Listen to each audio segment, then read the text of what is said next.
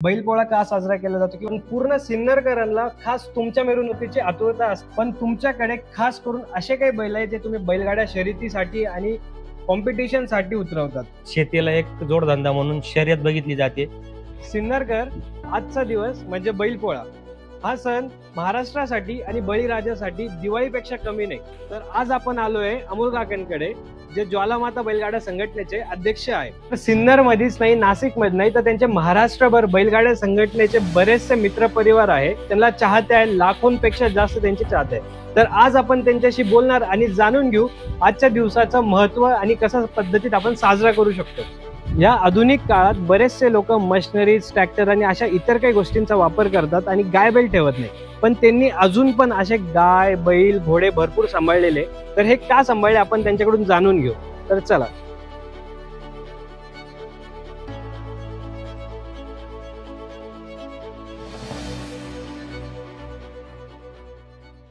आज तुम्ही तुमचा एवढा महत्वाचा वेळ मला दिला त्याबद्दल थँक्यू सो मच.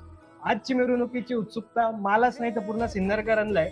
तर त्याआधी मला तुम्हाला काही प्रश्न विचारायचे की बैलपोळा का साजरा केला जातो किंवा असे बरेचसे काही प्रश्न, त्याचे उत्तर मला तुमच्याकडून अपेक्षित आहेत आणि तुमच्याकडूनच सगळ्यात जास्त उत्तर चांगलं भेटेल ही पण मला खात्री आहे. तर सर्वात पहिला प्रश्न, बैलपोळा आपण कधीपासून साजरा करतोय?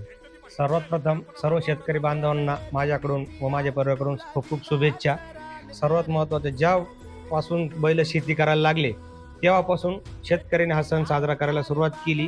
जो बैल आपल्या इथं वर्षभर कष्ट करतो त्याचं थोडंसं काय ते ऋण परत फेड करायची असते, म्हणून शेतकऱ्यांनी पोळ्याच्या दिवशी त्याला सुट्टी देऊन त्याला आंघोळ घालून व्यवस्थित सजून ग्रामदैवतेचं दर्शन घेऊन आणि मग बैलाला संध्याकाळी पुरणपोळीचा नैवेद्य दिला जातो. हा सण तर प्रत्येक जण साजरा करतोच, पण पूर्ण सिन्नरकरांना खास तुमच्या मिरवणुकीची आतुरता असते वर्षभर.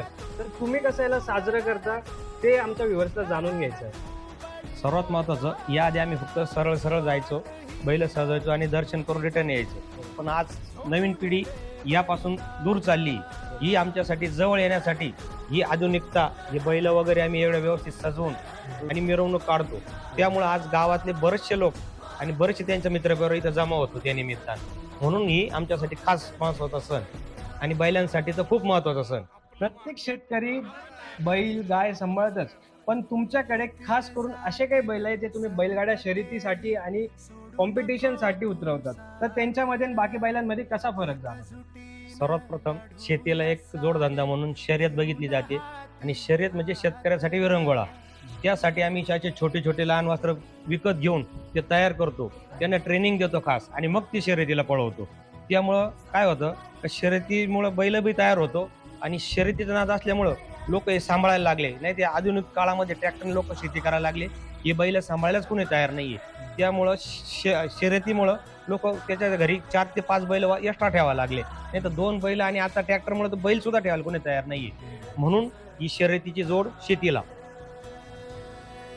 जसं तुम्ही बघू शकता, हा सण फक्त एका माणसाचा नाही तर या सर्व लोकांचा आहे. प्रत्येक जण जीव लावून प्रेमाने प्रत्येकाला सजवतंय आणि तयारी करते बैलपोळ्याची.